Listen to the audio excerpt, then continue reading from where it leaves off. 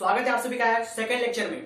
दोस्त, विज्ञान के अंतर्गत आने वाले एक विशेष उसकी शाखा, जिस शाखा का नाम है रसायन विज्ञान। दोस्त, इस लेक्चर में हम जानेंगे कि रसायन विज्ञान होती क्या है, इसकी उत्पत्ति कैसे हुई और इसे क्यों रसायन विज्ञान कहा जाता है। दोस्तों देखते हैं रसायन विज्ञान। दोस्तों, रसायन विज्ञान किसे कहते हैं? What is this chemistry? रसायन विज्ञान किसे कहते हैं, आइए जानते हैं। दोस्तों, रसायन विज्ञान, सबसे पहले तो आप देखिए कि आपकी जिंदगी में जो भी, आपके जीवन में या आपके जो भी जीवन है संसार में, हेल्थ केयर से लेकर के ब्यूटी केयर तक की जो भी सामानें उपलब्ध हो पा रही हैं, ये इंजॉय केयर की जो भी सामग्री उपलब्ध हो पाई हैं, वो सभी आपकी रसायन विज्ञान की ही देन है। यहां तक कि आपके अच्छे से अच्छे क्रीम, पाउडर्स, अच्छे से अच्छे ऑयल्स एंड अच्छे से अच्छा आपके ब्यूटी केयर की क्रीम्स, अच्छे से अच्छा आपकी मेडिसिन जो आज बन पा रही है, वो सभी में आज आपका केमिस्ट्री का सबसे बड़ा योगदान है। दुनिया की सबसे बड़ी योगदान अगर आप प्रेजेंट में देखेंगे तो 19 कोविड की बनी हुई दवा और बनी हुई वैक्सीन के बारे में देख लीजिए। आज रासायनिक क्रियाओं की ही देन है कि आज आपका 19 कोविड की मेडिसिन है वो बन करके तैयार हो चुकी है। दोस्तों, आज उपलब्धियां प्राप्त कर पा रहे हैं हमारी देश, इतनी बड़ी बीमारी पर उपलब्धि प्राप्त की है देश हमारी मेडिसिन बना करके, तो उस उपलब्धि का सबसे बड़ा योगदान जो है वो हमारे केमिस्ट्री का है, रसायन विज्ञान का है। दोस्तों, उस रसायन विज्ञान को जो आपकी पूरी हेल्थ केयर सिस्टम को, ब्यूटी केयर सिस्टम को, एंजॉय केयर को पूरी तरह लेकर के चलता है एवं इसका उपभोग दोनों कर पाते हैं, वही जो आपका रसायन विज्ञान की देन है। दोस्तों, ये आप जान पाए रसायन विज्ञान क्या होता है। अब इसके बारे में आते हैं कि रसायन विज्ञान की उत्पत्ति कैसे हुई, केमिस्ट्री शब्द की उत्पत्ति कैसे हुई और कहां पर हुई। तो दोस्त, केमिस्ट्री शब्द की उत्पत्ति मिस्र के प्राचीन नाम कीमियागिरी शब्द से प्राप्त हुई है। दोस्तों, और यहां तक मानना है कि मिस्र के लोग काली मिट्टी को ही कैमिया या कीमियागिरी दोस्त कहते थे। वहां की जो काली मिट्टी थी अत्यधिक क्वालिटी उसमें पाई जाती, तो अधिक गुणवत्ती थी। दोस्तों, उस काली मिट्टी को यहां तक ये बताई जाती है कि उस काली मिट्टी से वहां के जो वैद्य रहते थे वो वैद्य अच्छे उससे दवा औषधि तैयार करते थे। वो काली मिट्टी में कुछ ऐसे तत्व मिला देते थे कि वो काली मिट्टी का एक लेप बना देते थे। अगर उस लेप को किसी सैनिक को लगी हुई चोट या टूटी हुई हड्डियों पर उसको मालिश कर दी जाए तो सिर्फ 5 मिनट के अंदर पूरी दर्द को पूरी तरह गायब कर देता था। दोस्तों, इतनी पावरफुल, इतनी क्वालिटी वहां की काली मिट्टी में, और यहां तक कि वहां पे बहुत ज्यादा उपजाऊ भी है वो काली मिट्टी। तो यहां से उसकी क्वालिटी को देख करके वहां के लोग उस मिट्टी का नाम रखें। आइए देखते हैं कि इसकी कीमियागिरी की शुरुआत कैसे हुई है। कहा जाता है कि हमारे ईसा से 331 पूर्व मिस्र में हमारे ईसा के 331 पूर्व मिस्र में अलेक्जेंड्रिया नाम का एक नगर की स्थापना हुई। दोस्तों, अलेक्जेंड्रिया नगर की स्थापना हुई और वहां से यूनानी मिस्र ने रसायन विद्या का प्रयोग करके कीमियागिरी की शुरुआत की। दोस्तों, आप समझ पा रहे हैं, ईसा से 331 पूर्व में अलेक्जेंड्रिया नाम के एक नगर की स्थापना हुई और वहां के यूनानी दोस्तों, मिस्र की राजधानी काहिरा होती है और काहिरा एक शहर है और वो शहर हमारे नील नदी के किनारों पर बसा हुआ है। कहा जाता है कि काहिरा अफ्रीका महाद्वीप का सबसे बड़ा नगर है जो अपने 3000 साल इतिहास में विभिन्न मिस्र शासकों का राजधानी बना रहा। दोस्त, इसके बाद हम आते हैं कि रसायन विज्ञान की अगर कोई परिभाषा देने हैं, रसायन विज्ञान को डिफाइन करना है, परिभाषा देना है, तो कौन सी परिभाषा सही है? रसायन विज्ञान की परिभाषा, विज्ञान की वह शाखा जिसके अंतर्गत हम किसी पदार्थ, द्रव्य की संरचना, संगठन व गुण धर्म को बनाने की विधियां, उन पर विभिन्न ऊर्जा जैसे ऊष्मा, प्रकाश आदि का प्रभाव का अध्ययन करते हैं। जिस शाखा के अंतर्गत उस शाखा को रसायन विज्ञान कहते हैं। दोस्तों ये वेरी सिंपल एक डिफिनेशन है दोस्तों, आप कहीं भी दे सकते हैं इस डिफिनेशन को। तो दोस्तों देखते हैं, सबसे बड़ी क्वेश्चन ये है कि हमारे रसायन विज्ञान का जनक एवं जन्मदाता कौन है। आइए जानते हैं हम रसायन विज्ञान के जनक कौन है। दोस्तों कहा गया है कि आत्वा लारेट लवाजे या आत्वा लारेट लवासिए या एटोनिक लारेट या लवाजियर, ये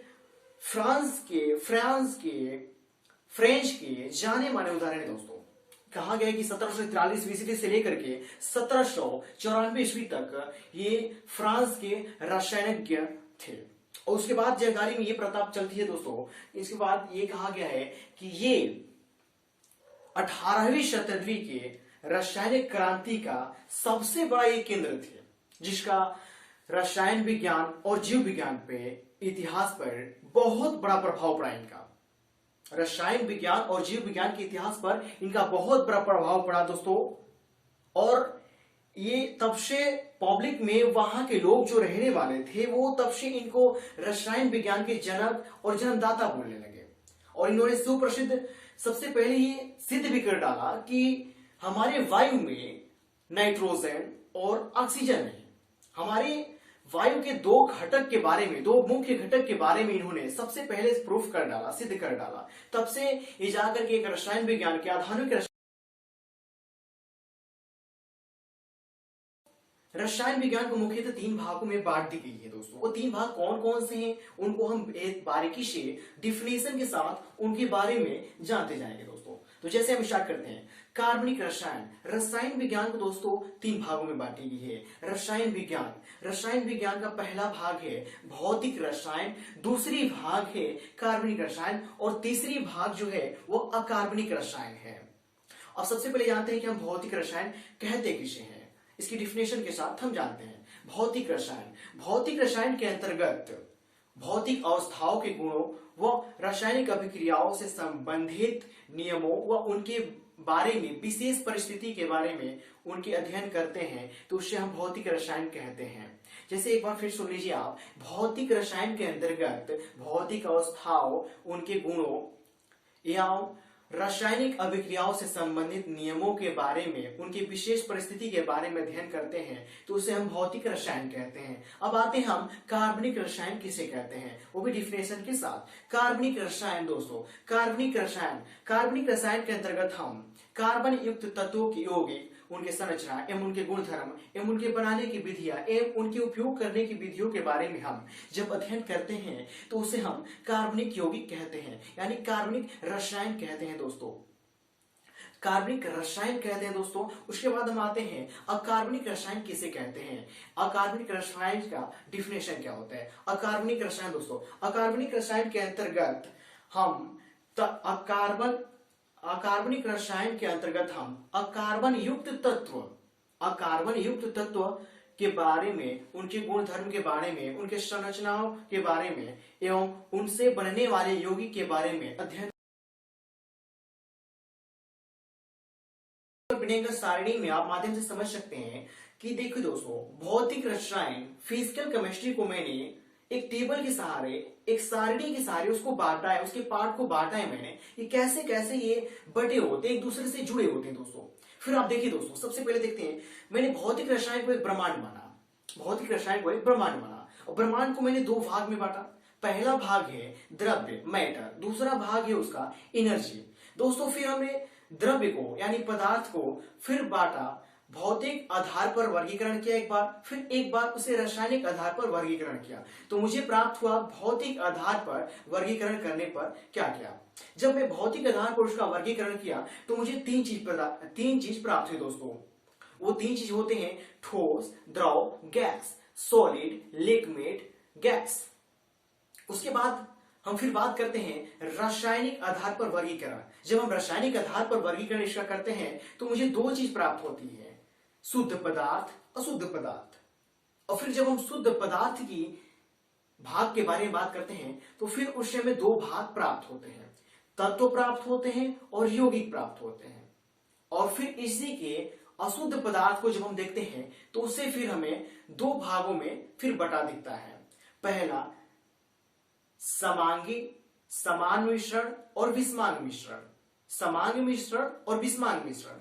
और फिर हम आते हैं तत्व, शुद्ध पदार्थ का दूसरा दो पैटर्न में बटा हुआ है, तत्व और यौगिक। तो फिर हम आते हैं तत्व पर। दोस्तों तत्व तीन भागों में बांटा गया है, धातुए, अधातुए, उपधातुए। और फिर आते हैं इसी के पैटर्न पर यौगिक।